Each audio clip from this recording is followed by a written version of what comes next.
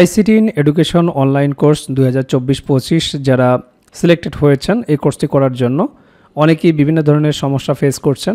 আপনারা কমেন্ট সেকশনে অনেক কিছুই জানতে চেয়েছেন। আসলে সময়ের অভাবে এই সমস্ত প্রশ্নের উত্তর দেওয়া সম্ভব হয় না। তো এই ভিডিওতে আমি চেষ্টা করব আপনারা যে সমস্ত কমেন্ট করেছেন, মতামত দিয়েছেন সেগুলোর ফিডব্যাক দেওয়ার জন্য। এখানে প্রথম কমেন্টটা দেখি। এখানে বলেছেন যে অ্যাসাইনমেন্ট জমা দেওয়ার অপশন কোথায় জানতে চাই।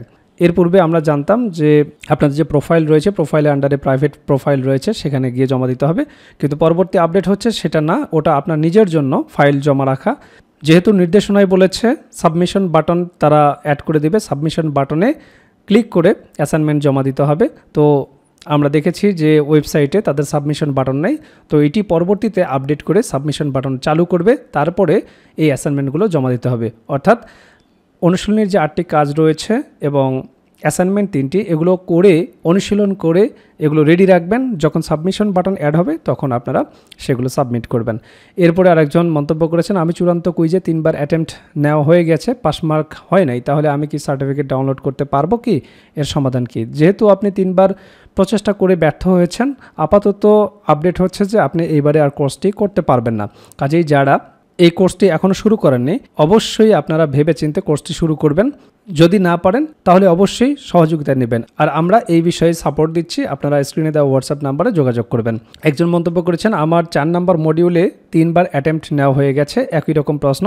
3বার অ্যাটেম্প্ট নেওয়া হয়ে যাওয়ার পরেও যদি কেউ ব্যর্থ হয়, কাঙ্ক্ষিত মার্কস অবটেইন না করতে পারে, তাহলে আপনারা দেখেছেন ভিডিওতে আমি বলেছি, এই ম্যানুয়ালের সাথে জড়িত একজন ইনস্ট্রাক্টরের সাথে কথা হয়েছে। তিনি বলেছেন যে আপাতত তারা এই বছর কোর্সটি করতে পারবে না, যদি না অ্যাডমিন প্যানেল থেকে তাদেরকে সুযোগ দেওয়া হয়। তাদেরকে সুযোগ না দেওয়া বা ওই আপডেট না আসা পর্যন্ত ধরে নেওয়া যায় যে আপনারা এইবারে আর কোর্সটি করতে পারছেন না। অর্থাৎ যারা সার্টিফিকেট অর্জন করতে পারবে শুধু তারাই ফেস টু ফেস ট্রেনিংয়ে অংশগ্রহণ করতে পারবে।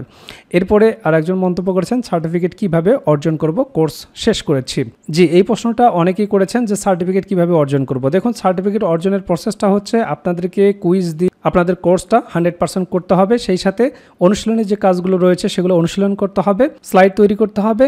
এরপরে যে 3টা অ্যাসাইনমেন্ট রয়েছে সেই 3টা অ্যাসাইনমেন্ট কমপ্লিট করে রেডি রাখতে হবে। এরপরে আইসিটি ইন অনলাইন এডুকেশন কোর্সে যখন সাবমিশন বাটন তারা অ্যাড করবে তখন আপনাদের এই অনুশীলনগুলো, প্র্যাকটিসগুলো, আপনাদের অ্যাসাইনমেন্টগুলো সেখানে জমা দিতে হবে। এরপরে আপনাদের এই অ্যাকাউন্টগুলো, আপনাদের এই কোর্সটা আপনাদের দায়িত্বরত ইনস্ট্রাক্টরগণ রিভিউ করবে। রিভিউ করার পরে যদি তাদের কাছে মনে হয় যে সব কিছু ওকে, তাহলে তারা একটা রিপোর্ট দেবে। এরপরে আপনাদেরকে সার্টিফিকেট দেওয়া হবে। আশা করি বুঝতে পেরেছেন। এরপরে আমরা আরেকজনের মন্তব্য দেখি। তিনি বলেছেন, অনলাইন আইসিটি ট্রেনিংয়ে নাম আসেনি কেন? আমাদের উপজেলা 2023 ব্যাচের প্রায় সবারই নাম এসেছে, আমি কেন বাদ পড়লাম? পরে কি আবার নাম আসতে পারে? এই বিষয়টি নিয়ে স্যারের সাথে কথা হয়েছে। তিনি এভাবে আমাকে বলেছেন, আপনি হয়তো দেখেছেন যে এইবারে যাদেরকে সিলেক্টেড করা হয়েছে তারা সকলেই নতুন শিক্ষক। যারা নতুন শিক্ষক তারা আইসিটির সাথে একটু হলেও পরিচিত, তাদেরকে ট্রেন করাতে সুবিধা হবে। এরপরে তারা প্রশিক্ষণপ্রাপ্ত হয়ে বিদ্যালয়ে গিয়ে তাদের কলিগদের সাথে শেয়ার করবে, তাদেরকে সাপোর্ট দিবে। এরপরে পর্যায়ক্রমে সকলেই এই ট্রেনিংটা পাবেন। এরপরে একজন বলেছেন, অ্যাসাইনমেন্ট কিভাবে জমা দেব? পূর্বেই বলেছি, অ্যাসাইনমেন্ট জমা দেওয়ার জন্য সাবমিশন বাটন চালু হবে, এরপরে সেখানে আপনাদের অ্যাসাইনমেন্টগুলো জমা দিতে হবে। এরপরে আরেকজন মন্তব্য করেছেন, অ্যাসাইনমেন্ট কিভাবে করব এবং তা জমা দেব। অ্যাসাইনমেন্ট কিভাবে করবেন, কি করবেন, কোন কোন অ্যাসাইনমেন্টগুলো করতে হবে, এগুলো মডিউলেতে পর্যায়ক্রমে বলা আছে। মডিউলগুলো যদি আপনারা ভালোভাবে দেখেন তাহলে বুঝতে পারবেন যে কি অ্যাসাইনমেন্ট করা হবে। এছাড়াও আমরা ভিডিও দিয়েছি, সেখানে বলেছি যে কোন কোন অ্যাসাইনমেন্টগুলো আপনাদেরকে করতে হবে। ঠিক আছে? তারপরেও যদি আপনাদের এই বিষয়ে কোনো সাপোর্ট লাগে স্ক্রিনে দেওয়া হোয়াটসঅ্যাপ নাম্বারে যোগাযোগ করবেন। আমরা আরেকটি ভিডিওর নিচে মন্তব্যগুলো দেখব।